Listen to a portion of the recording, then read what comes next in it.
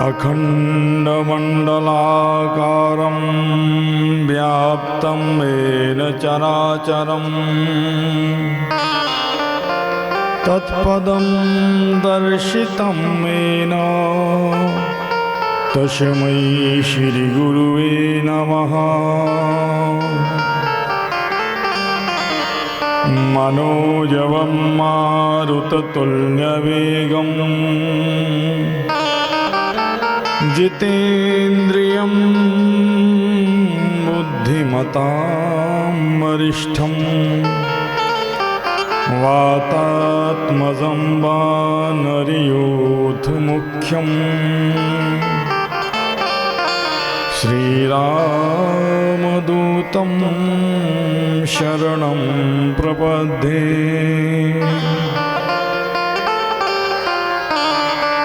गङ्गातरङ्गरमणीयजटाकलापं गौरीनिरन्तरविभूषितवामभागं नारायणप्रियमनङ्गमदापहारं वाराणसीं पुरपतिं भज विश्वनाथं। लोकाभिरामं रणरङ्गधीरं राजीवनेत्रं रघुवंशनाथं कारुण्यरूपं करुणाकरं तं श्रीरामचन्द्रं शरणं प्रपद्ये। नीलाम्बुजश्यामलकोमलाङ्गं सीताशमारोपितवामभागं पाणौ महाशायकचारुचापं नमामि रामं रघुवंशनाथं।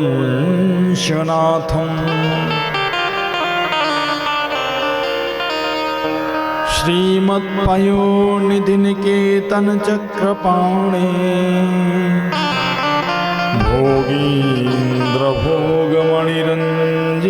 भोगीन्द्रभोगमणिरञ्जितपुण्यमूर्ते योगीश शाश्वतशरण्यभवाब्धिपोत लक्ष्मीनरसिंह मम देहि करावलम्बम्। कृष्णाय वासुदेवाय हरये परमात्मने प्रणतक्लेशनाशाय गोविन्दाय नमो नमः।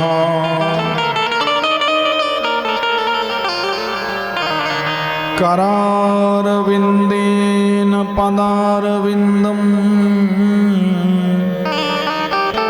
मुखारविन्दे विनिवेशयन्तं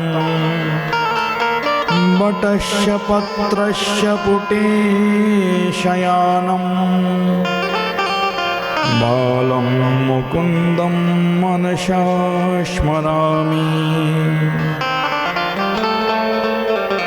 नारायणं नमस्कृत्य नरं चैव नरोत्तमं देवीं सरस्वतीं व्यासं ततो जयमुदीरयेत्। जय जय श्रीराधारमण जय जय नवल किशोर जय गोपीचित चोर प्रभु जय जय माखन चोर। वृंदावन बिहारी लाल की जय। भागवत महापुराण की जय। लक्ष्मी नरसिंह बिहारी भगवान की जय। परम मंगलमय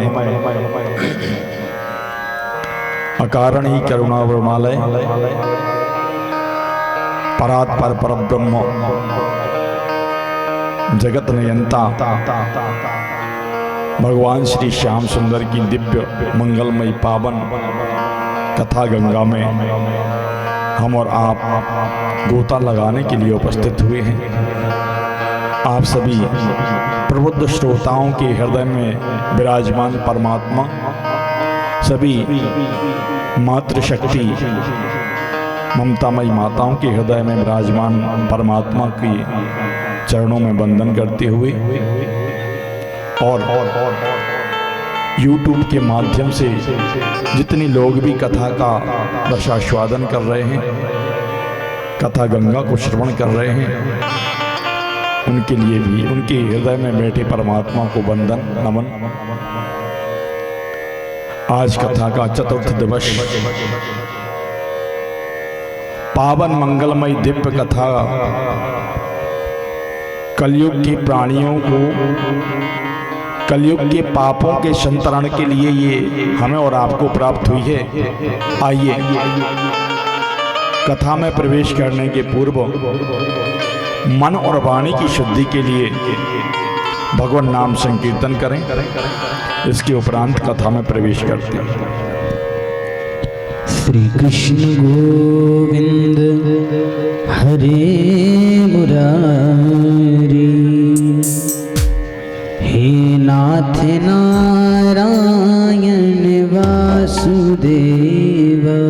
श्री कृष्ण गोविंद हरे मुरारी, हे नाथ नारायण वासुदेव। श्री कृष्ण गोविंद हरे मुरारी, हे नाथ नारायण वासुदेव। श्री कृष्ण गोविंद हरे मुरारी, हे नाथ नारायण वासुदेव। हे नाथ नारायण वासुदेव, हे नाथ नारायण वासुदेव, हे नाथ नारायण वासुदेव, हे नाथ नारायण वासुदेव। हे नाथ नारायण वासुदेव, हे नाथ नारायण वासुदेव। श्री कृष्ण गोविंद हरे मुरारी, हे नाथ नारायण वासुदेव। श्री कृष्ण गोविंद हरे मुरारी, हे नाथ नारायण वासुदेव। श्री कृष्ण गोविंद हरे मुरारी, हे नाथ नारायण वासुदेव। श्री कृष्ण गोविंद हरे मुरारी, हे नाथ नारायण वासुदेव। हे नाथ नारायण वासुदेव, हे नाथ नारायण वासुदेव। हे नाथ नारायण वासुदेव। कुल वृंदावन बिहारी लाल की जय। दानाय लक्ष्मी शुग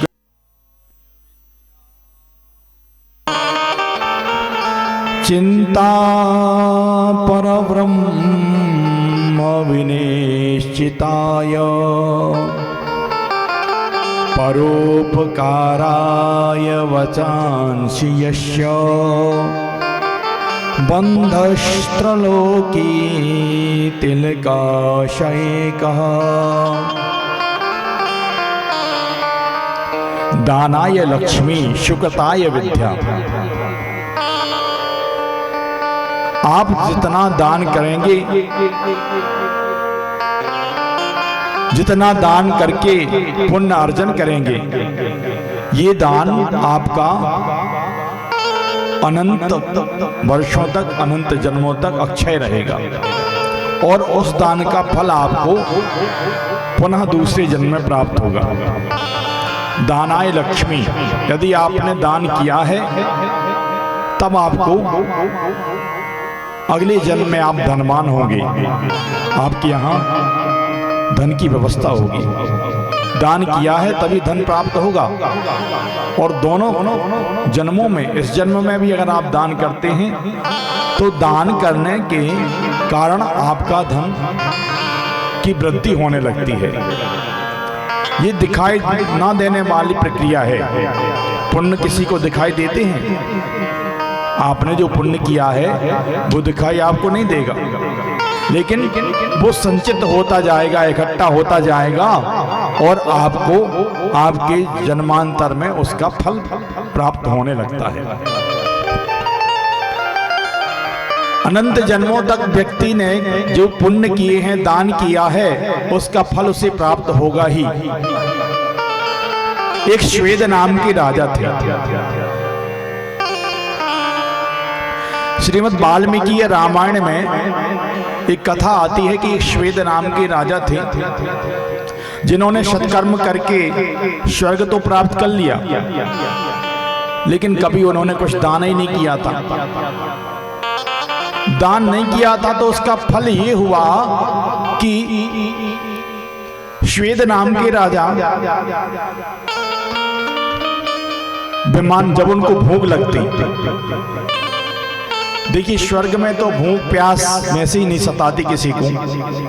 स्वर्ग की एक प्रक्रिया है कि आपके पुण्य जब तक हैं तब तक आपको वहां पे कोई किसी चीज की कमी आपको नहीं होगी। स्वर्ग में, स्वर्ग की व्यवस्था है, ना भूख प्यास ना कुछ, सर्व सुविधाएं आपको प्राप्त होंगी स्वर्ग में। लेकिन आपके जैसे ही पुण्य क्षीण होने लगे, एक माला आपके गले में डाल दी जाएगी और वो माला जैसे जैसे उस माला के पुष्प मुरझाते जाएंगे और आपके पुण्य क्षीण होते जाएंगे, तो क्षीणे पुण्य मर्तलोकम विशन्ति। जैसे ही आपके पुण्य क्षीण हुए, पुण्य खत्म हुए और आपको मृतलोक में पटक दिया जाएगा, पुनः आपको मृतलोक में गिरा दिया जाता है। क्षीणे पुण्य मर्तलोकम विशन्ति। तो राजा श्वेद को जब भूख लगी, भूख क्यों लगने लगी उनको? क्योंकि उन्होंने कभी कोई दान नहीं किया था। सत्कर्म करके स्वर्ग के अधिकारी बन गए, स्वर्ग प्राप्त कर लिया, किंतु कभी दान न करने के कारण आज उन्हें भूख लगी और भूख उस क्षुधा को शांत करने के लिए, तृषा को शांत करने के लिए क्या करना पड़ता था उनको? स्वर्ग से विमान में बैठ करके और एक घने जंगल के सरोवर में आया करते थे राजा श्वेद। स्वर्ग से विमान पे बैठ के आ रहे हैं और अपने ही शरीर का, अपने ही उन्हीं का एक शरीर उस तालाब में तैर रहा है, मृत शरीर तैर रहा है उन्हीं का, राजा श्वेद का। एक शरीर से स्वर्ग का सुख भोग रहे हैं और दूसरा शरीर उस तालाब में तैर रहा है। उस तालाब में अपने शरीर को का मांस खा करके अपनी भूख बुझाया करते थे। क्यों? क्योंकि कोई दान नहीं किया था। श्रीमद् वाल्मीकि रामायण की कथा है। तो अगस्त महात्मा आए। अगस्त महात्मा ने जैसे देखा कि ये सुनसान सरोवर है, यहीं पे अपना आश्रम बनाते हैं, कुटिया बनाते हैं और यहीं पे भजन करेंगे भगवान का, तो अगस्त महात्मा भगवान का भजन करने के लिए जैसे ही उस स्थान पर बैठे तो क्या हुआ कि उन्होंने देखा कि एक स्वर्ग से एक विमान आया, उससे एक पुरुष उतरा और उस पुरुष ने एक तालाब में तैर रहे हुए शव का भक्षण करना प्रारंभ कर दिया और वो शव उसी के जैसा था। अगस्त महात्मा ने जैसे वो भोजन करके लौटा, अपने शव का, अपने ही शरीर का मांस भक्षण करके राजा श्वेत जैसे ही लौटने लगे तो अगस्त महात्मा ने कहा कि तुम कौन हो और ये क्या घृणित कर्म कर रहे हो। अगस्त महात्मा के चरणों में पड़ गया राजा श्वेत, बोले महात्मन, मैंने जीवन में अनेक सत्कर्म तो किए, स्वर्ग का अधिकारी बन गया, लेकिन मैं कभी दान नहीं कर पाया था, इसलिए मुझे अपने ही शरीर के मांस का भक्षण करके अपनी भूख मिटानी पड़ रही है।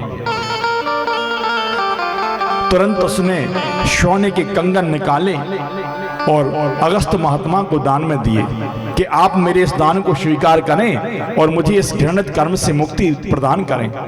और अगस्त महात्मा को राजा श्वेत ने वो सोने के कंगन जब दान किए, उन्होंने संकल्प करके वो स्वर्ण के कंगन जब लिए राजा श्वेत से, तो उनका जो मृत शरीर था वो समाप्त हो गया, जो तालाब में तैरता था, और उनकी क्षुधा भूख प्यास मिट गई और वो पुनः उनको बारंबार प्रणाम करके दान का फल प्राप्त करके और आज राजा श्वेत स्वर्ग में चले गए।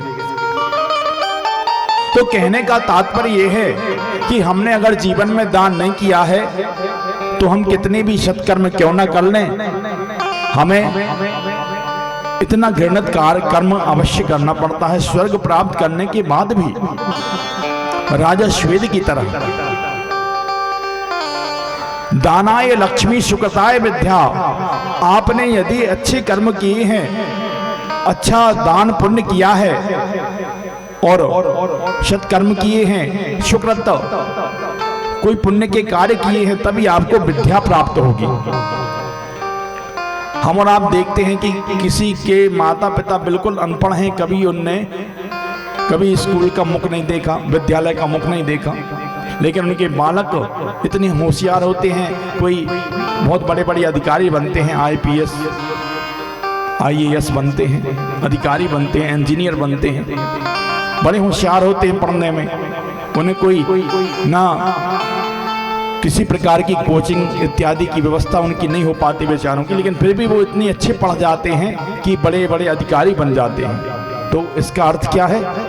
उन्होंने अपने पूर्व जन्म में सुकृत किए हैं, अच्छे कर्म किए हैं। दानाय लक्ष्मी सुकृताय विद्या चिंता परब्रह्म विनिश्चिताय, आपको अपने शरीर की, अपने भौतिक जीवन में, अपने भौतिक वस्तुओं की या संबंधों की चिंता करने की आवश्यकता नहीं है। आप चिंता न करके चिंतन करें परमात्मा का। हमें और आपको चिंतन करना चाहिए प्रभु के चरित्रों का, प्रभु के गुणों का, प्रभु के नाम का गुणानुवाद हम नित्य करते रहेंगे, उनका चिंतन करते रहेंगे तो पर ब्रह्म विनिश्चिताय, परमात्मा की प्राप्ति हमें होगी, वो उनकी कृपा हमें सहज ही प्राप्त हो जाएगी। आज जगत पावनी गंगा के सुरम्य तट पर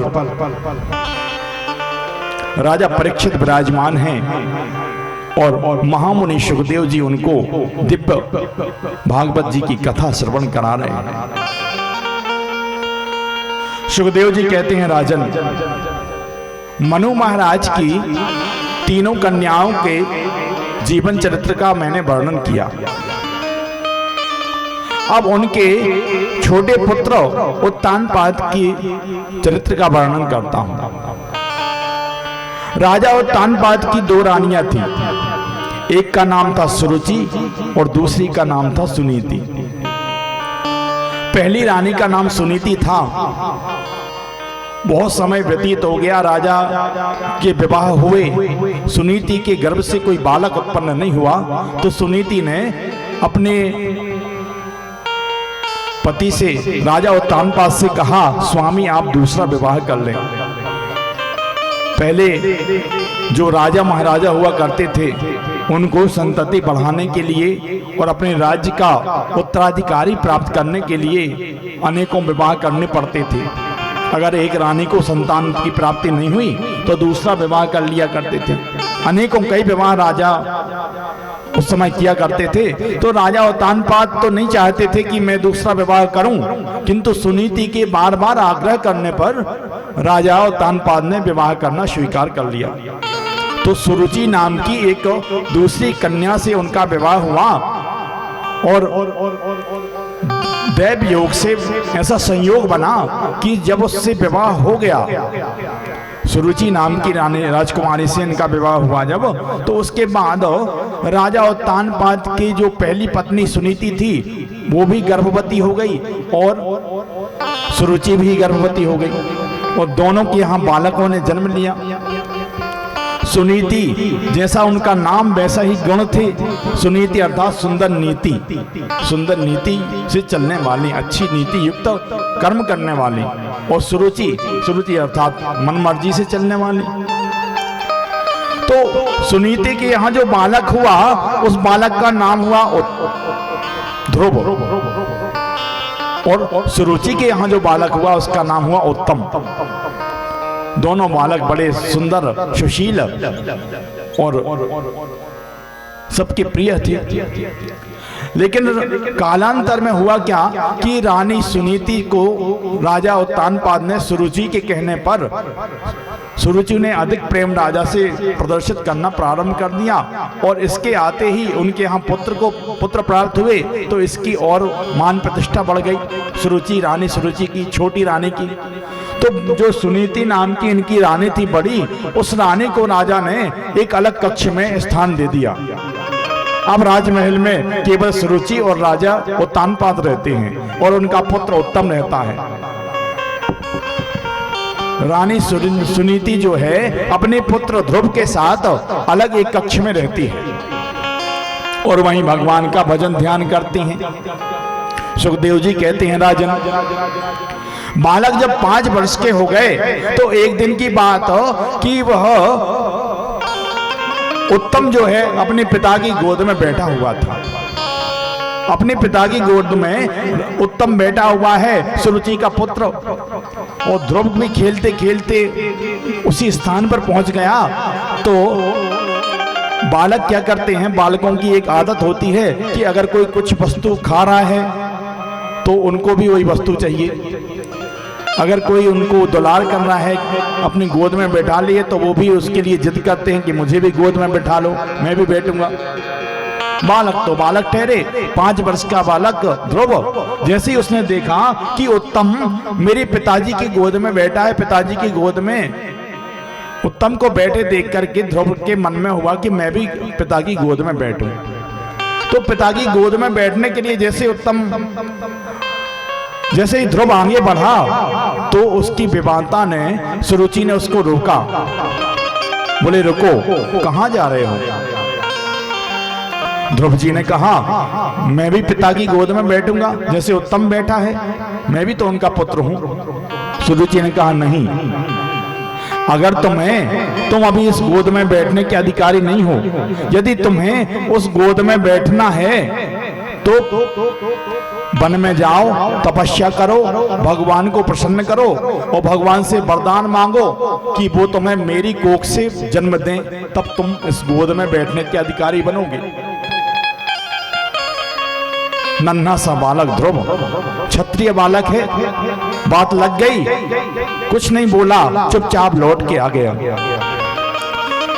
और इतना संस्कारी भी है कि उसने अपनी माँ को नहीं बताया कि मेरी दूसरी माँ ने, छोटी माँ ने हमें इस तरह से अपमानित किया है या भगा दिया है, नहीं बताया।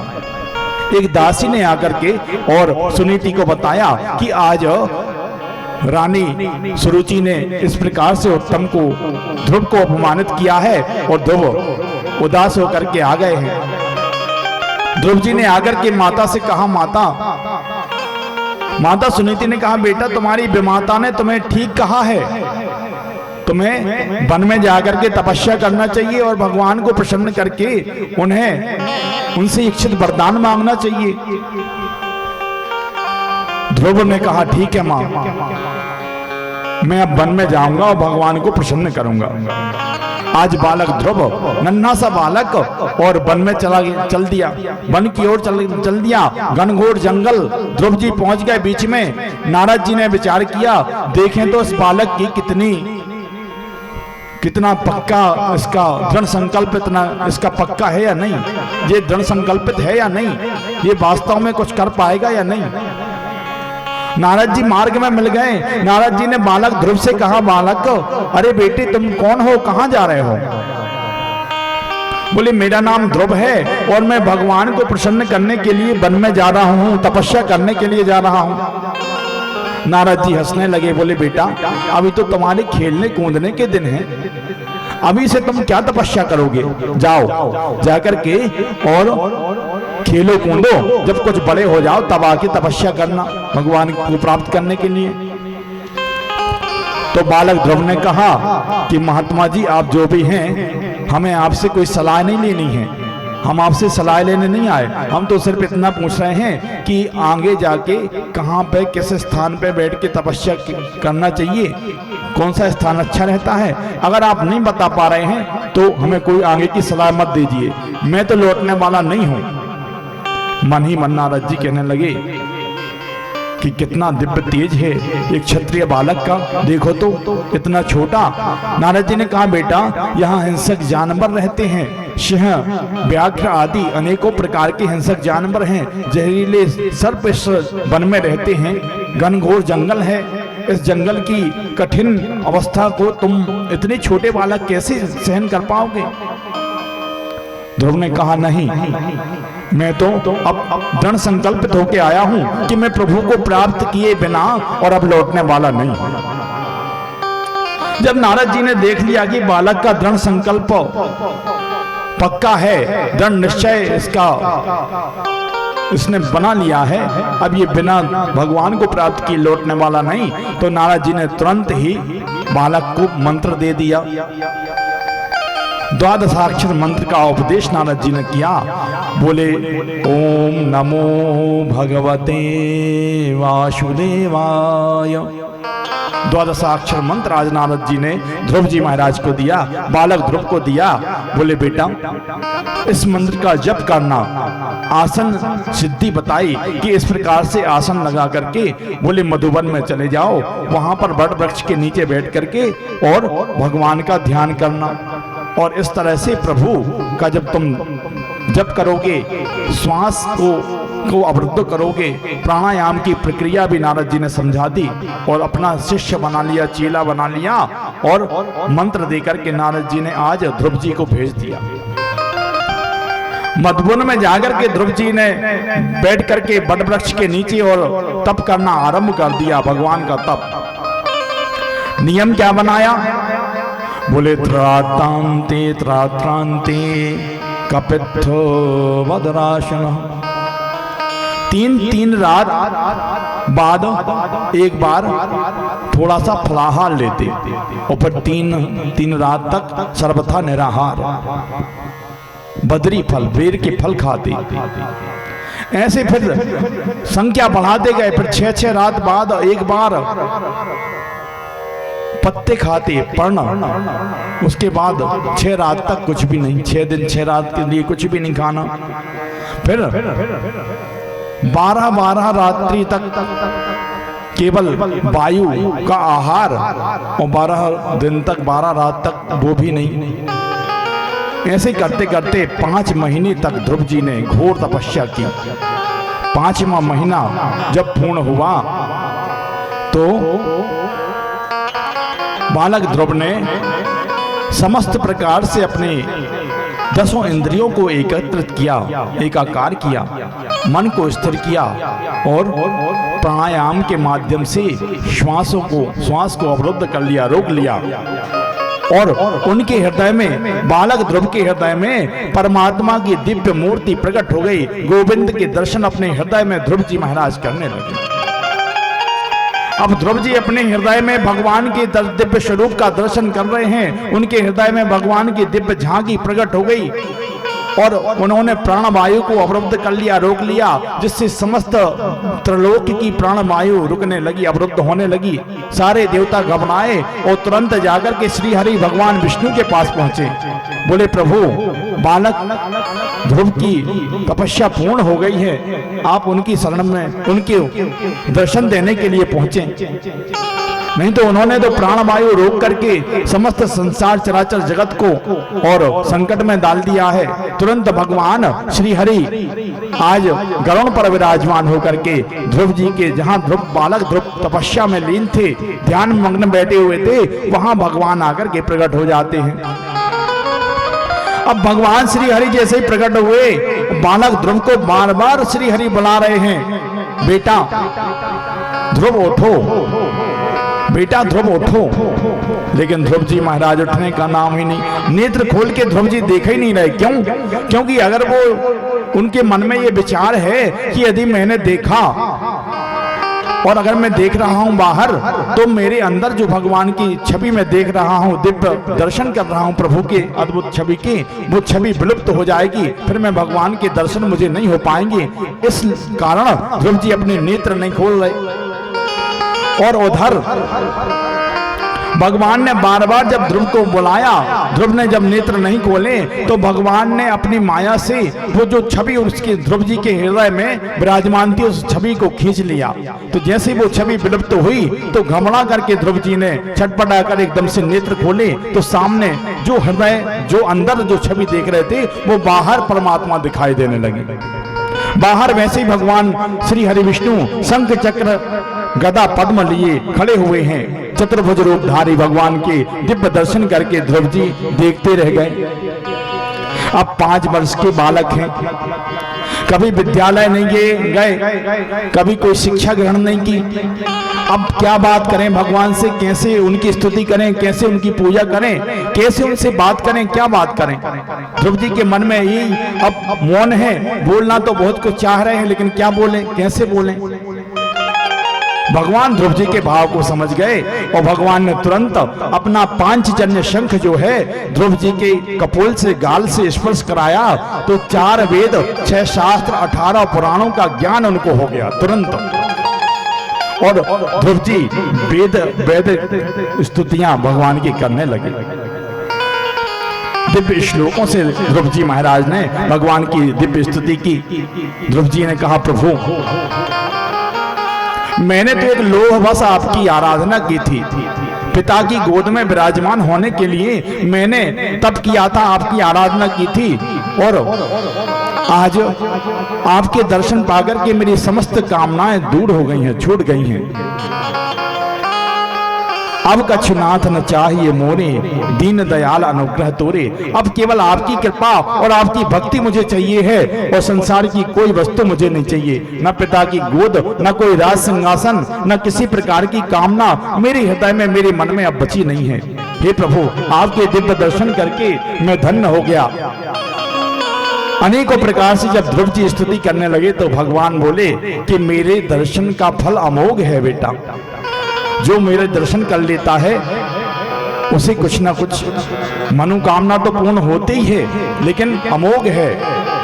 तुमने इतनी कठिन तपस्या की है, तुम वरदान मांगो, तुम्हें क्या चाहिए। ध्रुव ने जब बार बार कहने पर भगवान के वरदान कुछ मांगा नहीं, प्रार्थना करते रहे, प्रभु मुझे कुछ नहीं चाहिए। मैंने जिस लोभ से आपकी आराधना की थी, पूजा की थी, अब वो समस्त लोभ मेरा चला गया है, समस्त वासना समाप्त हो गई, समस्त कामना मिट गई। अब मैं क्या आपसे मांगूं। भगवान ने कहा, बेटा ध्रुव, तुमने इतनी कम उम्र में इतनी भयंकर तपस्या करके मुझे प्राप्त किया है, प्रसन्न किया है, मैं तुम्हें वरदान देता हूं, अनंत वर्षों तक तुम यहाँ पे राज्य करोगे। जब तुम स्वयं इच्छा करोगे तब मृत्यु तुम्हारा वरण करेगी, और उसके बाद तुम्हें मैं एक दिव्य पद देता हूँ, ध्रुव पद तुम्हें देता हूँ। तुम्हारे सारे ग्रह नक्षत्र तुम्हारे ही परिक्रमा करेंगे, प्रदक्षिणा करेंगे, और सबसे अटल पदवी तुम्हारी दी है। ध्रुव जी को भगवान ने और अटल पदवी प्रदान कर दी। आज ध्रुव जी को दर्शन देकर के भगवान और श्री हरि वरदान देकर के चले जाते हैं। ध्रुव जी प्रसन्न हुए, सब ध्रुव जी के स्वागत में खड़े हुए हैं। राजा उत्तानपाद, रानी सुरुचि और उनकी मां सुनीति सब उनके स्वागत में खड़े हुए हैं। सबने ध्रुव जी का भव्य स्वागत किया और राजा उत्तानपाद ने ध्रुव जी के इस भक्ति और भगवान को की प्रसन्नता उनके ऊपर देख करके समस्त राज ध्रुव जी को सौंपा और राजा उत्तानपाद भी भगवान के भजन के लिए, भक्ति के लिए वन में चले गए। इधर अनंत वर्षों तक ध्रुव जी ने राज्य किया। सुखदेव जी कहते हैं, राजन, एक दिन उत्तम जो है, उत्तम ही नाम के कोई यक्षों से उसका युद्ध हो गया, तो यक्षों ने उत्तम को मार डाला। उत्तम जब समाप्त हुए तो क्रोध में आकर के ध्रुव जी ने अनेकों यक्षों से संहार करना प्रारंभ कर दिया। जब अनेकों यक्षों का ध्रुव जी संहार कर रहे थे, किसी प्रकार से रोके नहीं रुक रहे थे, तो ब्रह्मा जी की आज्ञा से मनु महाराज वहां आए।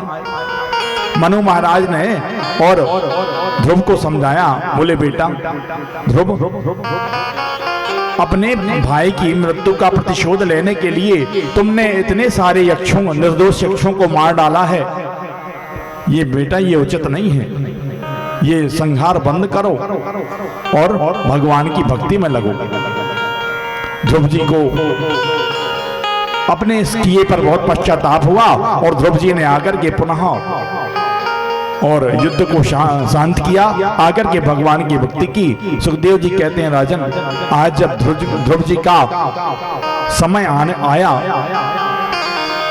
स्वर्ग जाने का, तो आज देवता विमान लेकर के ध्रुव जी को लेने के लिए आए और मृत्यु उनके सामने आकर के खड़ी हो गई कि मेरा वरण किए बिना आप स्वर्ग नहीं जा सकते। तो ध्रुव जी ने मृत्यु के सिर पर पैर रख कर के विमान में ध्रुव जी आरोहण हो गए, बैठ गए। इतनी सामर्थ्य भगवान की भक्ति में भक्त को प्राप्त हो जाया करती है कि मृत्यु के सर पर पैर रख कर के ध्रुव जी आज विमान में बैठे हैं और उनके मुख में मलिनता छाई हुई है।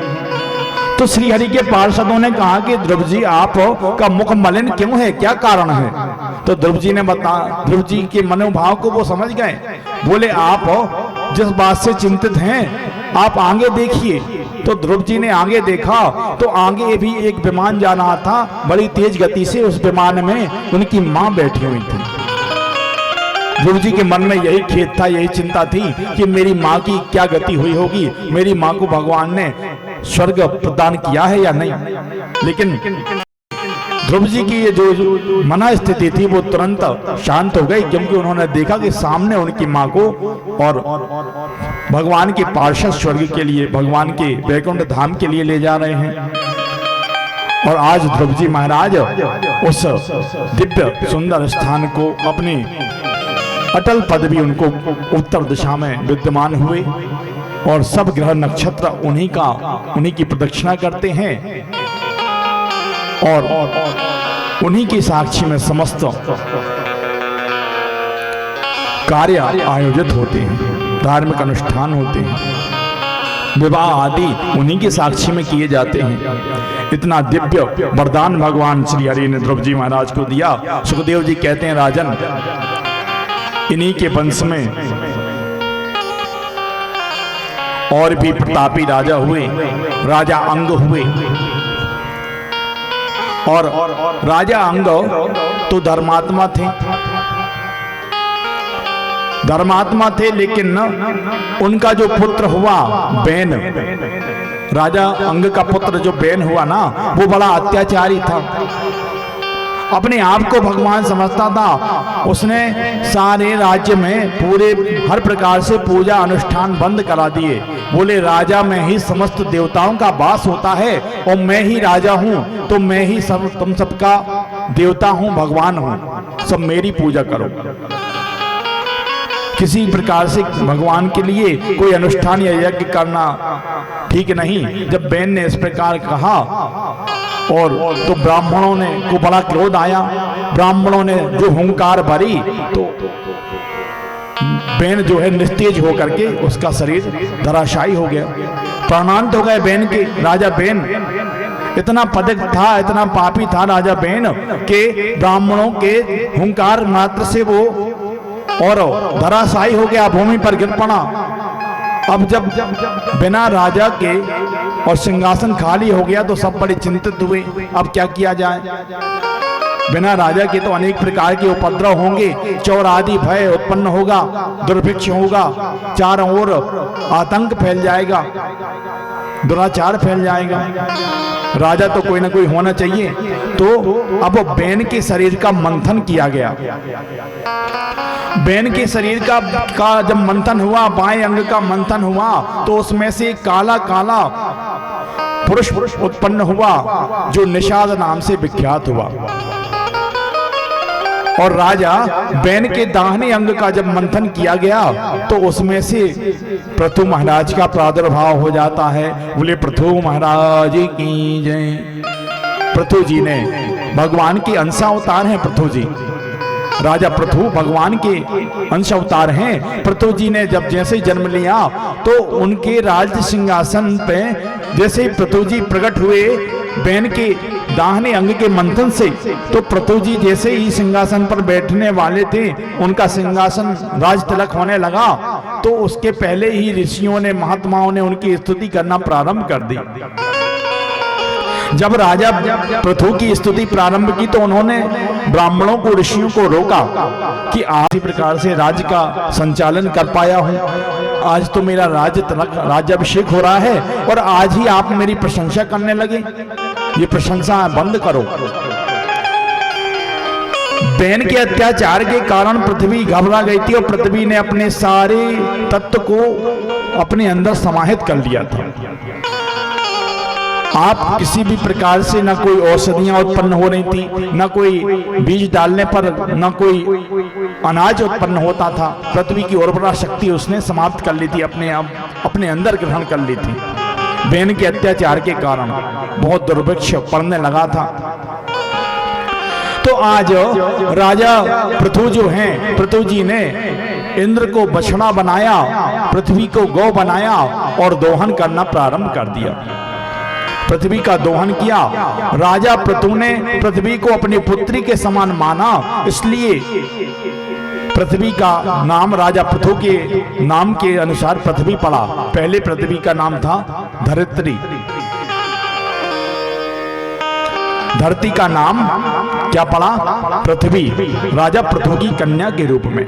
और उन्होंने जब इंद्र को बछड़ा बना करके इस पृथ्वी का दोहन किया तो सारे औषधियां, सारे अन्य इत्यादि सब प्रकट हो गए और पुनः यथावत पृथ्वी और वसुंधरा दिव्य मंगलमय और सुंदर दिखाई देने लगी।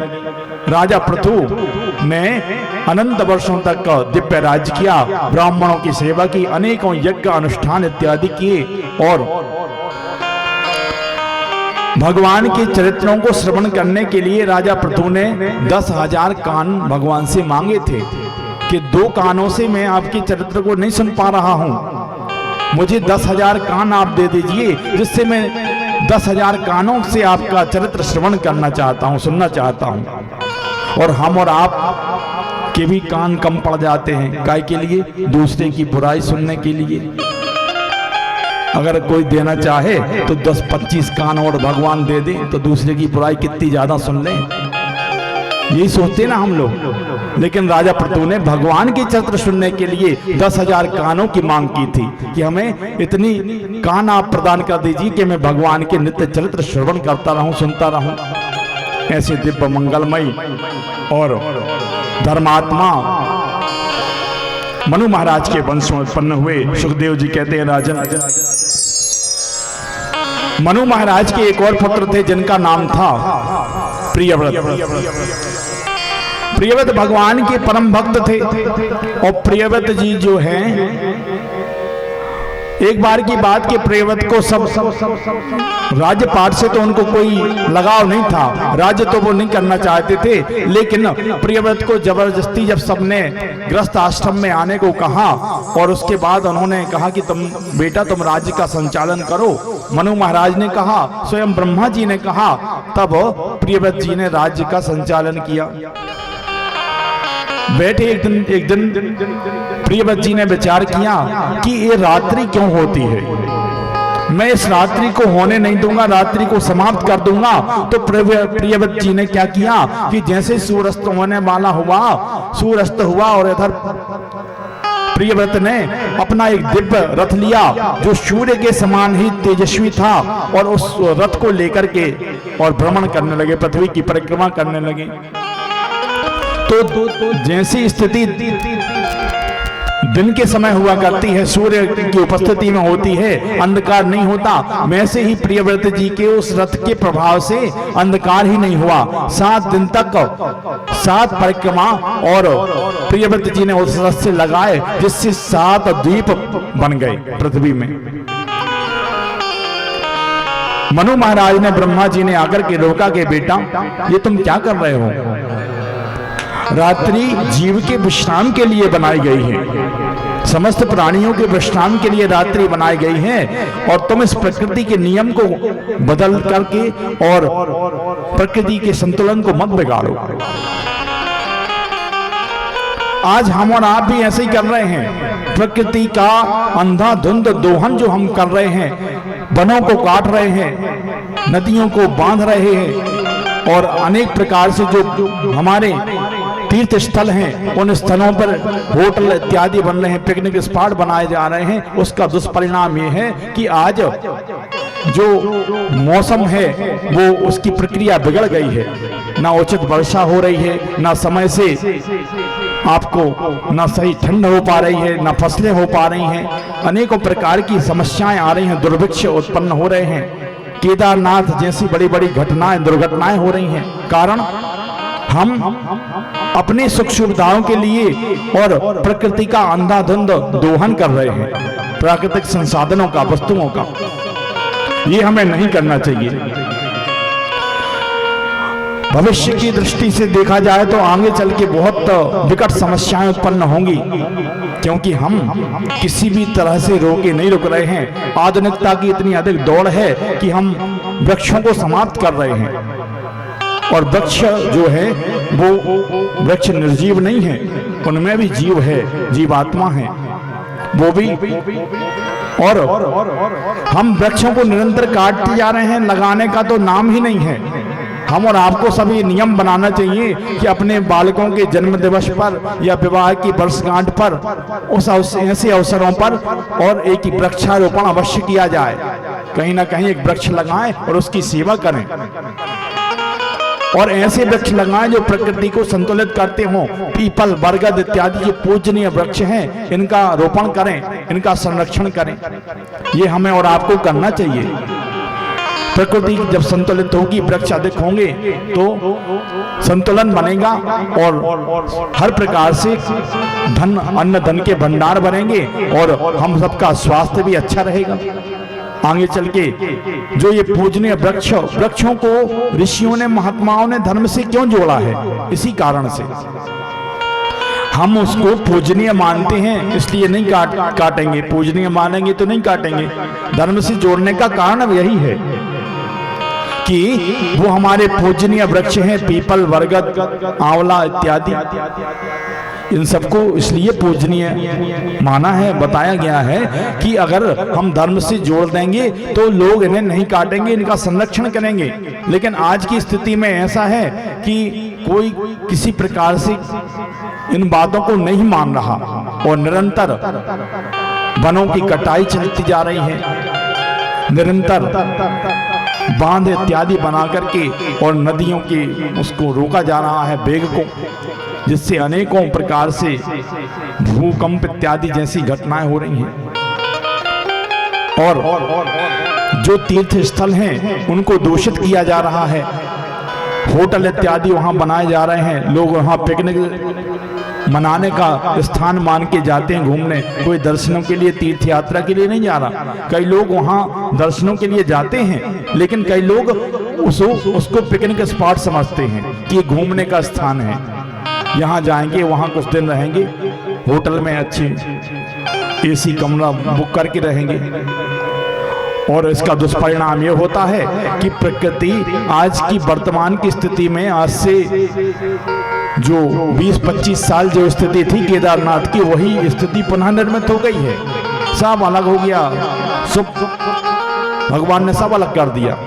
कहाँ तक हम और आप किस प्रकार से गलत कर्म करेंगे तो उसका दुष्परिणाम हमें और आपको, हमारी संतति को, संतानों को भोगना पड़ेगा। इसलिए हमें प्रकृति का संरक्षण करना चाहिए, प्रकृति के नियम से छेड़छाड़ नहीं करना चाहिए।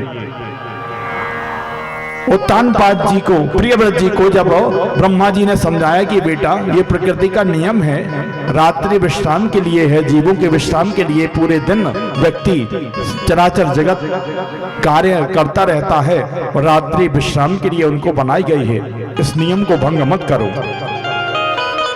आज प्रियव्रत जी भगवान ब्रह्मा जी की बात मान करके उन्होंने अपने रथ को रोका। सप्तद्वीप में ये पृथ्वी परिवर्तित हो गई, परिणत हो गई, और ये अपने स्थान पर राज करने लगे। सुखदेव जी कहते हैं, राजन, राजा प्रियव्रत के वंश में जैन समुदाय के प्रथम तीर्थंकर ऋषभदेव का प्रादुर्भाव हुआ। ऋषभदेव जी जो हैं भगवान के परम भक्त, इतनी तपश्चर्या उन्होंने की, ऐसी तपस्या की कि उनकी तपस्या के कारण सिद्धियां उनके पीछे हाथ जोड़कर के खड़ी हो गई कि आप मेरा वरण करें, मुझे प्राप्त करें। लेकिन उन्होंने सिद्धि प्राप्ति के लिए तप नहीं किया था, सिद्धि प्राप्ति के लिए नहीं, उन्होंने तो उस परमात्मा के चरणों तक पहुंचने के लिए तप किया था ऋषभदेव जी ने। तो ऋषभदेव जी ने परमात्मा को प्राप्त करने के लिए तप किया है, वो किसी प्रकार से सिद्धियों का वर्ण नहीं कर रहे हैं। ये स्वस्ति वाचन बोलो, बोले वृंदावन बिहारी लाल की जय। तो सिद्धियों का वो किसी प्रकार से वर्ण नहीं करना चाह रहे कि सिद्धियां आ गई हैं, सिद्धियां बेचारी हाथ जोड़ करके खड़ी हैं कि आप मेरा वर्ण करें। वो क्यों नहीं कर रहे हैं? क्योंकि उन्हें अपने भजन में व्यवधान, वो बिल्कुल नहीं चाह रहे कि हमारे भजन में व्यवधान हो। आजकल हम और आप देखते हैं कि कोई भी थोड़े से भी संत महात्मा, थोड़ी सी भी प्रसिद्धि उनको मिल गई तो कई लोग उनके यहाँ जाने लगते हैं, बहुत भीड़ होने लगती है उनके यहाँ। उनका सारा ध्यान, भजन, पूजन सब समाप्त हो जाता है, कुछ नहीं कर पाते वो। बस भक्तों का आना जाना लगा है, अनेकों लोग आ जा रहे हैं संत महात्माओं के यहाँ, अब वो कहाँ से भजन कर लें। तो ऋषभदेव जी ने विचार किया कि लोग हमारे लिए हमारे पास आते हैं हमसे और अनेक प्रकार के अपने प्रपंच पूछते हैं। कोई कहता है मेरी बहू को बेटा नहीं हो रहा, कोई उसके लिए आप कुछ आशीर्वाद दे दें। कोई कहता है मेरे बेटे का विवाह नहीं हो रहा, उसके लिए आप आशीर्वाद दे दें। ऐसे अनेक तरह के प्रश्न लोग करते हैं। कोई भगवान की चर्चा नहीं करता, धर्म की चर्चा नहीं करता, आध्यात्म की चर्चा संत महात्माओं से नहीं करता, बस अपनी कामनाएं लेके जाता है। तो उन्होंने कहा कि ये सिद्धियां जो मांग रहे हैं लोग, जो अनेकों प्रकार की कामनाएं लेके हमारे पास आ रहे हैं, तो इनसे दूर रहना है, मुझे मेरे भजन में व्यवधान ना हो। तो आज ऋषभदेव जी ने क्या किया कि अपना ही मल शरीर में लेपन करने लगे कि जब मैं ये मल लेपन कर लूंगा शरीर में तो कोई मेरे पास नहीं आएगा। लेकिन इतना अधिक उनका तप का इतना अधिक प्रभाव था कि ऋषभदेव जी के मल से भी दुर्गंध की जगह सुगंध आ रही थी। सोचिए कितना अधिक तप उनका हो गया था, तप का प्रभाव कितना अधिक हो गया कि उनके मल से भी सुगंध आ रही है। अब लोग उनके पास भी जाने लगे, सिद्धियां उनके चारों ओर घूम रही हैं, हाथ जोड़े खड़ी हैं कि आप मेरा वर्ण करें। उनके 100 पुत्र हुए। 100 पुत्र में ऋषभदेव जी के 100 पुत्र थे। 100 पुत्रों को उन्होंने अपने उपदेश किया, तत्व का ज्ञान उनको दिया और उपदेश दिया। उन 100 पुत्रों में सबसे बड़े पुत्र का नाम था भरत। भरत जी को भी उन सब पुत्रों को बिठाल करके उन्होंने नीति का उपदेश दिया, ज्ञान का उपदेश दिया, योग मार्ग बताया और परमात्मा की चिंतन योग साधना बताई, परमात्मा की कृपा और उनका चिंतन नाम स्मरण बताया, समझाया। तो जो उनके 99 पुत्र थे भरत जी को छोड़ करके, वो सब इनके साथ संन्यास धारण कर गए और इन्हीं ऋषभ देव से जैन धर्म का प्रादुर्भाव हुआ। जैन धर्म के प्रथम तीर्थंकर यही माने गए। तीर्थंकर का अर्थ ये होता है कि जिनके पदार्पण से वो स्थान तीर्थ बन जाए, वो जहां कदम रख दें, चरण रख दें, वो स्थान तीर्थ के रूप में बदल जाए, उसे तीर्थंकर कहते हैं। ये तीर्थंकर बन गए और उनके साथ में इनके 99 पुत्र भी संन्यास ले लिया। उनने 99 पुत्रों ने भरत जी को राज्य दे दिया। सुखदेव जी कहते हैं, राजन, सुखदेव जी कहते हैं, राजन, आज भरत जी के हृदय में उनके पिता के द्वारा दिए गए उपदेश तो थे ही, लेकिन एक दिन अचानक हुआ क्या कि रात्रि में अचानक भरत जी के हृदय में वैराग्य जागृत हो गया। अपने पिताजी के दिए गए उपदेश के कारण रात्रि के समय अचानक इनके हृदय में वैराग्य जागृत हो गया और इन्होंने तुरंत अपने राज्य को त्यागा और वन में आ गए तपस्या करने के लिए। भगवान का भजन करेंगे, अब मुझे इस राजपाट से कोई मतलब नहीं है। तुरंत अपने राज्य को त्याग दिया तिनके के समान और आकर के गंडकी नदी के किनारे भरत जी तपस्या करने लगे। भगवान का भजन कर रहे हैं, बैठे माला जप रहे हैं। सुखदेव जी कहते हैं, राजन, एक दिन की बात हो कि इन्होंने हर जो साधक रहता है वो नित्य प्रति जप करता है और उसके बाद अपने अपने नियम बनाता जाता है। जब एक स्थिति ऐसी आ जाती है साधक की कि भगवान उसको आदेश करने लगते हैं, परमात्मा के द्वारा उसको आदेश मिलने लगते हैं। जो उच्च कोटि के साधक होते हैं ना, उनसे आप बैठेंगे, उनसे बात करेंगे तो वो यही बताएंगे कि भगवान का, प्रभु का आदेश हुआ तो मैं यहाँ आ गया। तो इन उच्च कोटि के साधक जो होते हैं उनको प्रभु का ऐसा आदेश होने लगता है कि अब तुम्हें ऐसा करना है। तो भरत जी को भगवान का, प्रभु का ऐसा आदेश मिला कि अब आपको गले तक जल में खड़े होकर के जप करना है। आज भरत जी उठे और गंडकी नदी में प्रवेश किया और गले तक जल में खड़े होकर के भगवान का भजन कर रहे हैं, जप कर रहे हैं।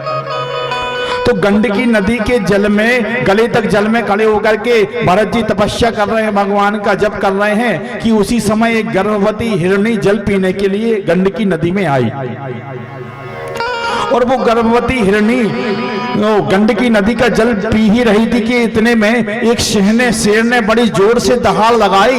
तो वो घबरा करके अपने प्राण बचा करके वो हिरणी उस गंडकी नदी को पार करना चाहती थी। तो पार करने ही वाली थी कि बीच में ही उसका गर्भपात हो गया और वो हिरणी उस तरफ जाकर के मर गई, प्राणांत हो गया हिरणी का। और वो जो नवजात शावक था, मृग शावक था, वो गंडकी नदी में छटपटाने लगा और वहीं सामने भरत जी बैठे हुए, भरत जी जप कर रहे हैं। तो भरत जी ने देखा कि मेरे सामने एक जीव ऐसी जल में छटपटा रहा है, अगर इसका प्राणांत हो गया, ये समाप्त हो गया तो साधु की मर्यादा, संत की मर्यादा समाप्त हो जाएगी।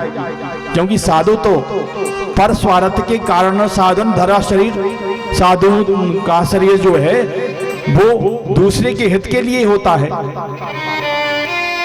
जैसे वृक्ष कभी अपने फलों को नहीं खाता, नदी कभी अपने जल को नहीं पीती, वैसे ही साधु दूसरे की सेवा के लिए ही उसका शरीर होता है। भरत जी ने विचार किया कि अगर मेरे सामने ये मृग शावक समाप्त हो गया, खत्म हो गया, तो साधु की मर्यादा समाप्त हो जाएगी। तो तुरंत उन्होंने माला को एक तरफ रखा और उस मृग शावक को उठा लिया जल में से। उठा करके अपने उत्तरीय से अपने वस्त्र से उसको पोंछा। अब वो छटपटा, नवजात शावक है, तुरंत जल में ही उसका प्रसव हो गया था, तो छटपटा रहा था, कांप रहा था ठंड के कारण।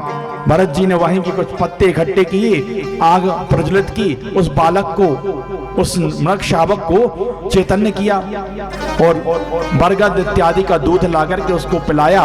उसको वो मृग शावक जीवित हो गया। अब कुछ समय धीरे धीरे करके भरत जी का ध्यान उस मृग शावक की ओर आने लगा। अब जो दिन भर भरत जी भजन किया करते थे, माला जप किया करते थे, भगवान का पूजन आराधन किया करते थे, तो अब भरत जी का वो पूजन आराधन कम होने लगा और अब इस मृग शावक की ओर उनका ध्यान ज्यादा जाने लगा कि कहीं इसको कोई हिंसक जानवर उठा के न ले जाए, कहीं ये वन में न चला जाए। अब इनका ध्यान इस मृग शावक पर ज्यादा होने लगा। तो सुखदेव जी कहते हैं, अंते या मति शागति, अंत समय में आपकी जो मति होगी, जिस स्थिति में आपके मस्तिष्क में जो बात चल रही होगी, अंत समय में आपकी जो इच्छाएं होगी, आपकी वही गति होगी। आप फोटो उतरवाने अगर स्टूडियो में जा रहे हैं और आपकी शक्ल बिगड़ी हुई है, तो आप ये कहें कि अच्छी फोटो बना देना, तो वो बनने वाले तो नहीं है। जब तक आप अच्छे से कंघी इत्यादि न कर लेंगे, श्रृंगार न कर लेंगे, तब तक फोटो अच्छी आने वाली नहीं है। इसी प्रकार आपकी जो अंतिम स्थिति है, अंतिम समय में आपकी जो स्थिति है, जो जहां आपका मन लगा हुआ है, अंते या मति शागति, जैसी आपकी स्थिति अंत समय में होगी, वही आपको, आपके लिए उसी स्थिति में आपको जन्म लेना पड़ेगा। साधुओं ने, ऋषियों ने, महात्माओं ने, वेदों ने, पुराणों ने, सबने ये बात कही है कि हमें, क्योंकि जीवन का कोई ठिकाना नहीं है, क्षण भंगुर जीवन की कलियां, कल प्रात को जान खिली न खिली, मलियागर की सुचि सुंदर वायु, फिर वही न चली न चली, जप ले हरि नाम हरि रसना, फिर अंत समय में हिली न हिली।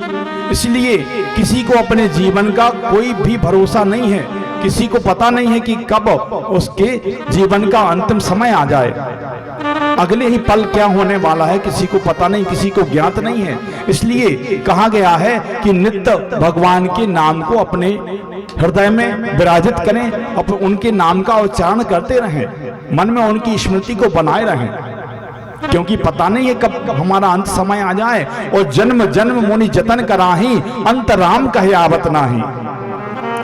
भगवान श्री राम ने जब बाली को मारा तो बाली ने कहा कि प्रभु, ये तो आपने हमें, मैं बैरी सुग्रीव प्यारा, अवगुण कवन नाथ मोहि मारा, आपने मुझे क्यों मारा और सुग्रीव से आपने प्रेम क्यों कर लिया? तो भगवान ने कहा कि मैं तो धर्म के लिए अवतार मैंने लिया है। बोले धर्म है तो अवतरे गोसाई, मारे मोह व्याधि की नाई, आपने मुझे इस तरह से छुप के मारा है, इसका क्या कारण है? मैं तो आपके दर्शन पाकर के धन्य हो गया हूं, आपने ऐसा क्यों किया? तो भगवान बाली की उस बात को सुनकर के भगवान ने कहा, ठीक है, मैं तुम्हें अभी जीवित किए देता हूं, मैं तुम्हारा स्पर्श करके अभी तुम्हें जीवित किए देता हूं, स्वस्थ किए देता हूं। तो बाली ने कहा, नहीं प्रभु, अब तो आप मुझे जीवन दान तो मत दीजिए, क्योंकि अब मैं समझ गया हूं कि ये बड़ा मेरे सौभाग्य है, पता नहीं कितने जन्मों का मेरे पुण्य आज इकट्ठा हुआ है, जो मैं आपके सामने अपने प्राणों का त्यागन करूंगा, आपके दर्शन करते हुए मेरे प्राण निकलेंगे, इससे बड़ी सौभाग्य की वो क्या बात होगी? क्योंकि जन्म जन्म मुनि जतन कराही, अंत राम कहे आवत नाही। मुनि ऋषि मुनि महात्मा हजारों हजार वर्ष तक तप करते रहते हैं प्रभु को प्राप्त करने के लिए, लेकिन उन्हें प्रभु की प्राप्ति नहीं होती, उनके पद नक्षचंद्रिका के दर्शन नहीं हो पाते। और आज मैं आपके सामने अपने प्राणों का त्यागन करने वाला हूं, इससे बड़ा सौभाग्य और क्या होगा? अब मुझे जीवन आप मत दीजिए। तो कहने का तात्पर्य यह है कि हमें निरंतर प्रभु के परमात्मा के का नाम अपने हृदय में गुनगुनाते रहना चाहिए, उनका स्मरण अपने हृदय में बनाए रहना चाहिए, क्योंकि कब ये जो सांस बाहर गई है वो दोबारा आती है या नहीं इसका भी कोई ठिकाना नहीं है। नित्य प्रभु के नाम का, उनकी गोविंद के श्री चरणों का स्मरण अपने हृदय में बनाए रखना चाहिए। अपने नित्य कर्म करते जाएं और प्रभु का ध्यान अपने हृदय में बनाए रहें। मृग शावक पर अधिक प्रेम भरत जी का हो गया, उसी समय इनकी मृत्यु का समय आ गया। और एक दिन हुआ क्या कि भरत जी जैसे बैठे हुए थे, वो मृग शावक मृगों का झुंड आया तो उसमें उस झुंड में मिलकर के चला गया। अब भरत जी उसी मृग शावक के याद में दुखी होने लगे कि अरे वो मृग कितना अच्छा था, कितना दुलार करता था, मैंने कैसे उसकी रक्षा की थी, और कितना जब भरत जी जब करने बैठते तो वो पीछे से अपनी जीभ से उनको चाटता था, दुलार करता था, इनको बड़ा अच्छा लगता था, जैसे पुत्र के समान भरत जी उसका पालन करते थे। तो यही चिंतन करते करते इनका अंतिम समय आ गया और इनके प्राणांत हो गए, भरत जी की देह शांत हो गई। तो अगला जन्म इनको मृग का मिला, मृग बनना पड़ा। लेकिन इनका तप इतना प्रबल था, इतनी अधिक तप की शक्ति इनकी बढ़ गई थी। देखिए, मैंने प्रथम दिन भी ये निवेदन किया था, बताया था कि आपका जो तप है, आप जितना तप करते हैं, जितना नाम का जप करते हैं, उसका कभी लोप नहीं होता, वो निरंतर बढ़ता जाता है। आप अगर 10 दिन तक आप तप जप करेंगे और वो जप की संख्या जितनी भी आपकी है वो आगे अगले जन्म में भी उतनी ही बनी रहेगी, उससे आगे जुड़ेगी, वो समाप्त होने वाली नहीं है, उसका लोप नहीं होता। तो भरत जी ने कि तप की इतनी अधिक प्रबलता हो गई थी कि भरत जी को अपने पूर्व जन्म की गलती का स्मरण था कि मैंने एक मृग में स्नेह अधिक कर लिया, मृग में मेरी आसक्ति बढ़ गई, इस कारण से मेरी ये दुर्दशा हो गई कि मुझे भी मृग बनना पड़ा। अब भरत जी ने क्या किया कि मैं किसी प्रकार का अब दूसरा ऐसा कोई कर्म ही नहीं करूंगा कि अब मुझे और दूसरी योनि में जाना पड़े। तो भरत जी क्या है, सूखे पत्ते खाते मृग बने हुए हैं भरत जी, भगवान के नाम का स्मरण भी कर रहे हैं, सूखे पत्ते खा रहे हैं और वन में कहीं इधर से उधर नहीं जा रहे और एक ही स्थान पर बैठे रहते हैं, सूखे पत्ते खाते हैं जो अपने आप गिर रहे हैं। अब एक दिन दावाग्नि ने सारे वन में आग लगा दी, उसी आग में जलकर के भरत जी की वो मृग की देह भी समाप्त हो गई। अब तप के प्रभाव से भरत जी का एक और जन्म हुआ ब्राह्मण कुल में, एक ब्राह्मण कुल में जन्म हो गया भरत जी का। आंगिरस्य गोत्रीय ब्राह्मण के यहाँ भरत जी का जन्म हो गया और भरत जी वहां पे यही सोच के उन्होंने जन्म लेते यही विचार कर लिया कि मैं किसी प्रकार का कर्म करूंगा ही नहीं, कोई ऐसी आसक्ति बनाऊंगा ही नहीं, किसी से प्रेम बढ़ाऊंगा ही नहीं और किसी से बात ही नहीं करूंगा। तो ये देह हमारी अंतिम होगी, इसके बाद हमें मुक्ति प्राप्त हो जाएगी, परमात्मा में मैं लीन हो जाऊंगा। तो भरत जी ब्रह्म ज्ञान को प्राप्त कर चुके थे, लेकिन भरत जी ने जब से जन्म लिया आज तक कुछ बात ही नहीं की, किसी से बोले ही नहीं। उनके पिताजी ने बहुत समझाया, पंडिताई होती थी, पूजा पाठ करते थे, पुरोहित थे, लेकिन बहुत समझाया, बहुत शिक्षा दी कि बेटा गायत्री मंत्र सीख लो, लेकिन भरत जी ने ओम तक नहीं बोला, ओम तक का उच्चारण भरत जी ने नहीं किया और भरत जी चुपचाप बैठे रहे, कुछ बोले ही ना। जब से जन्म लिया भरत जी ने कोई बात ही नहीं की, कुछ बोले ही नहीं, तो सबने सोचा कि ये तो मूर्ख है और मूर्ख को कहते हैं जड़, तो इन्होंने कह दिया, इनका नाम रख दिया जड़ भरत। बोले ये जड़ भरत है, जड़ है, मूर्ख है, जड़ भरत नाम रख दिया इनका भरत जी का। और जड़ भरत कहने लगे सब। अब इनके पिताजी माताजी सब समाप्त हो गई, भाई और भाभी रह गए, तो जो भी वो भोजन पुराना मासा पुराना भोजन इनको खिला दें दे दें, उसी को खा करके भरत जी चुपचाप बैठे और भगवान का ध्यान कर रहे, चिंतन कर रहे। एक दिन उनके भाई भाभी लोगों ने विचार किया कि ये घर में बैठा बैठा खाता रहता है, कुछ काम करता नहीं, एक काम करो इसको खेत में भेज दो, ये खेतई का कुछ काम देखे, जो चिड़िया वगैरह हैं खेत में पड़ती हैं, अनाज खाती हैं, उनको भगाए, इसको खेत भेज दो। भरत जी को खेत में भेज दिया। अब भरत जी तो भरत जी ठहरे। भरत जी चिड़ियों को भगा तो नहीं रहे हैं, खेत में जो चिड़ियां आ रही हैं तो भरत जी ताली बजा रहे हैं और गाना गाते जा रहे हैं। राम की चिड़ैया रामई को खेत, खाओ रे चिड़ैया भर भर पेट। ऐसे गाना गा रहे भरत जी, ताली बजा रहे और चिड़ियां आकर के अनाज खाती जा रही। और उनके भाइयों ने देखा कि ये तो कुछ नहीं, ना चिड़ियों को भगा रहा है ना कुछ कर रहा है, ये कोई काम का नहीं है, ये वास्तव में जड़ है, मूर्ख है। तो भरत जी को उनके भाइयों ने घर से निकाल दिया कि जाओ तुम भाग जाओ यहाँ से, अब घर में तुम्हें कोई खाने को नहीं देगा, कोई स्थान नहीं है।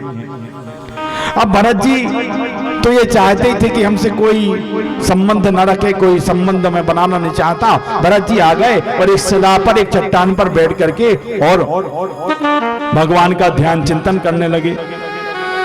उसी समय उस वन में एक भील राजा ने भगवती को बलि बोली थी कि जब भी हमारे यहाँ कोई बालक का जन्म होगा, बालक होगा, तो मैं भगवती भद्रकाली को बलि चढ़ाऊंगा। नर बलि बोली थी उस राजा ने। तो नर बलि चढ़ाने के लिए, और उसने अपने, उसके यहाँ पुत्र उत्पन्न हुआ तो उसने नर बलि चढ़ाने के लिए नर किसी मनुष्य को ढूंढने के लिए अपने सेवकों को भेजा भील राजा ने कि जाओ जाकर के जो भी मिले हष्ट पुष्ट और स्वस्थ व्यक्ति ऐसे व्यक्ति को लेकर के आओ, पकड़ के लाओ।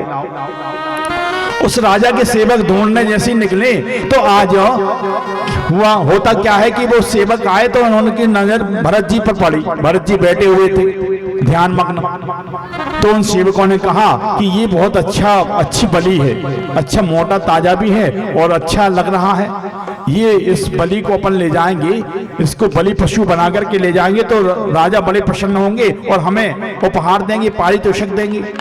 तो भरत जी को उठाया उन्होंने कि उठो, तो भरत जी उठ गए, बोले चलो, तो भरत जी चल दिए। कुछ ना कोई विरोध किया ना कुछ बात की, चुपचाप चले गए भरत जी। उन्होंने ले जा करके भरत जी को सुंदर स्नान कराया, अच्छे स्वादिष्ट सुंदर भोजन दिए, गले में माला पहनाई, तिलक किया और जाकर के भद्रकाली जगदम्बा के सामने और मंदिर के सामने जैसे ही भरत जी को रखा, बिठाला और भरत जी ने देखा, भद्रकाली के से दृष्टि मिलाई भरत जी ने और भद्रकाली की मूर्ति की दृष्टि भरत जी पर पड़ी। और जैसे ही उन्होंने, भील राजा ने इनका शीश काटने के लिए इनका सर सामने झुकाया और जैसे ही तलवार खींची कि भद्रकाली प्रकट हो गई और तुरंत सारे भील राजाओं के और उनके सेवकों के शीश काट करके भद्रकाली नृत्य करने लगी, नाचने लगी। एक ब्रह्म ज्ञानी, एक ब्रह्मनिष्ठ और ब्राह्मण का मेरे सामने बलि दोगे दुष्टो। तुरंत माता ने, सबकी भद्रकाली ने सबके शीश काट डाले और तुरंत नृत्य करने लगी। सुखदेव जी कहते हैं राजन, भरत जी ने माता को, भद्रकाली को प्रणाम किया और आकर के पुनः उस शिलाखंड पर बैठ जाते हैं। कोई प्रभाव नहीं पड़ा भरत जी पर।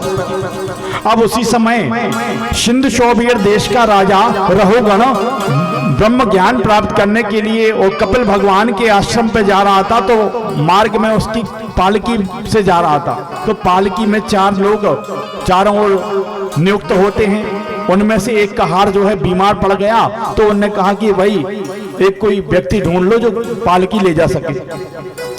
उन सेवकों की, राजा के अनुचरों की नजर भरत जी पर पड़ जाती है, तो भरत जी को पकड़कर ले गए और भरत जी को पालकी में नियुक्त कर दिया।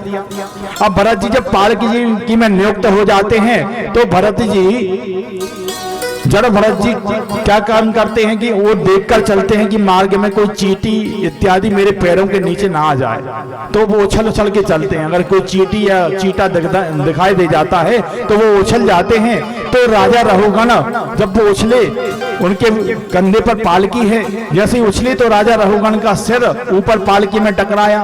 तो राजा रहुगण उनको क्रोध में 1-2 ऐसी बातें बोल दी, अरे इतने मोटे तगड़े हो, तुम्हें मैं दंड दूंगा, तुम ठीक से नहीं चलते। 1-2 बार जब ऐसे हुआ तो भरत जी ने विचार किया कि मैं एक संत हूँ, ब्रह्मनिष्ठ हूँ, मैंने एक मूर्ख राजा को अपने कंधे पे ले लिया है, अगर मैं अब इसका आज तक तो भरत जी कुछ बोले ही नहीं थे, लेकिन भरत जी ने विचार किया कि अगर मैं इसका उद्धार नहीं करता, इसको ज्ञान नहीं देता, तो ये साधु की मर्यादा समाप्त हो जाएगी कि भरत जी ने जिसे अपनी गोद में लिया और उसका उद्धार नहीं किया, उसको ज्ञान नहीं दिया।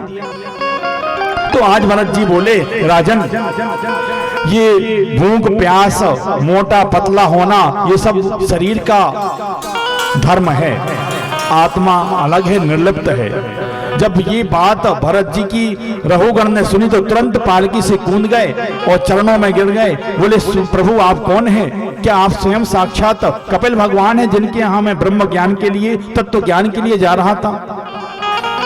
आप अपना परिचय दें। भरत जी ने कहा, भरत जी ने अपना परिचय ना देते हुए ब्रह्म ज्ञान की बातें करते हुए तत्व ज्ञान राजा रहुगण को दिया और तत्व ज्ञान देकर के, दिव्य ज्ञान प्रदान करके और अपने भगवान की ध्यान में मग्न हो गए। सुखदेव जी कहते, राजन, इस प्रकार भरत जी ने और राजा रहुगण को भी दिव्य ज्ञान प्रदान किया। बोले, वृंदावन बिहारी लाल की जय। आइए 2 मिनट भगवान नाम संकीर्तन करें।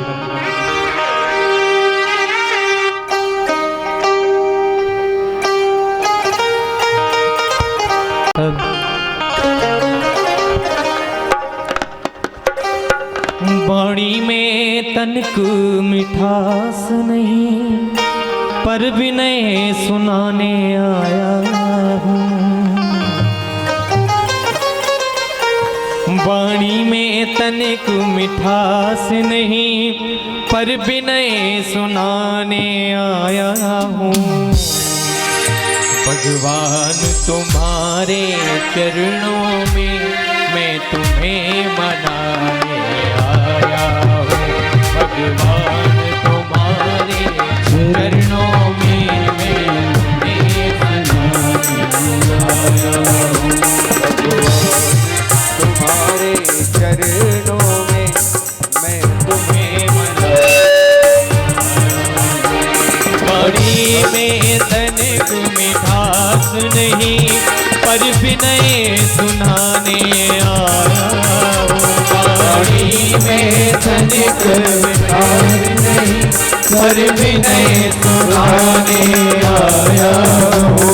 गुरुदेव तुम्हारे चरणों में मैं तुम्हें रिझाने आया हूँ। गुरुदेव तुम्हारे चरणों में मैं तुम्हें रिझाने आया हूँ।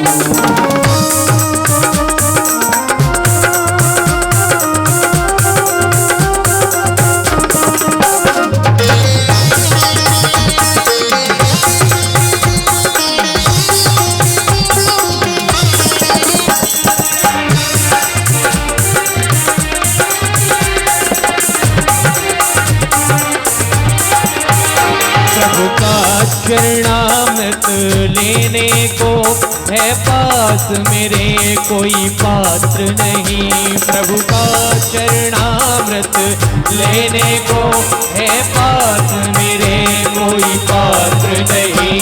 आँखों के दोनों प्यालों में, आँखों के दोनों प्यालों में कुछ भीख मांगने आया हूँ। गुरुदेव तुम्हारे चरणों में मैं तुम्हें मनाने आया हूँ।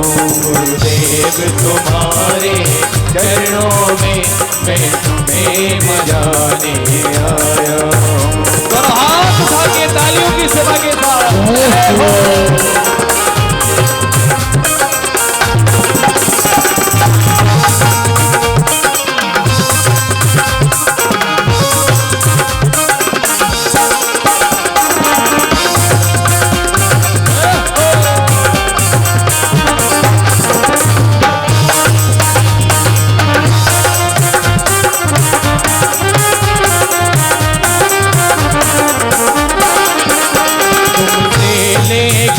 क्या भेंट धरूं भगवान तुम्हारे चरणों में, तुमसे लेकर क्या भेंट धरूं, भगवान तुम्हारे चरणों में, तुमसे लेकर क्या भेंट धरूं, गुरुदेव तुम्हारे चरणों में।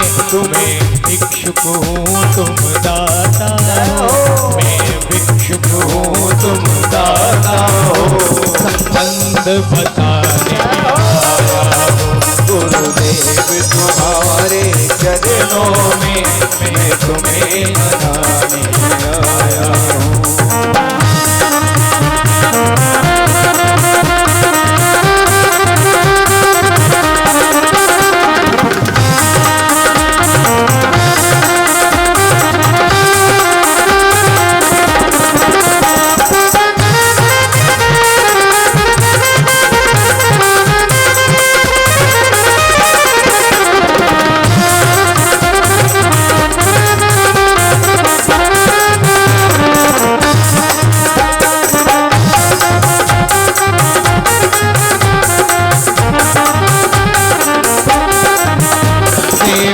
को कोई वस्तु नहीं, फिर भी मेरा साहस देखो, सेवा को कोई वस्तु नहीं, फिर भी मेरा साहस देखो, सेवा को कोई वस्तु नहीं, फिर भी मेरा साहस देखो, रो रो कर आज आंसुओं का, रो रो कर आज आंसुओं का मैं हार चढ़ाने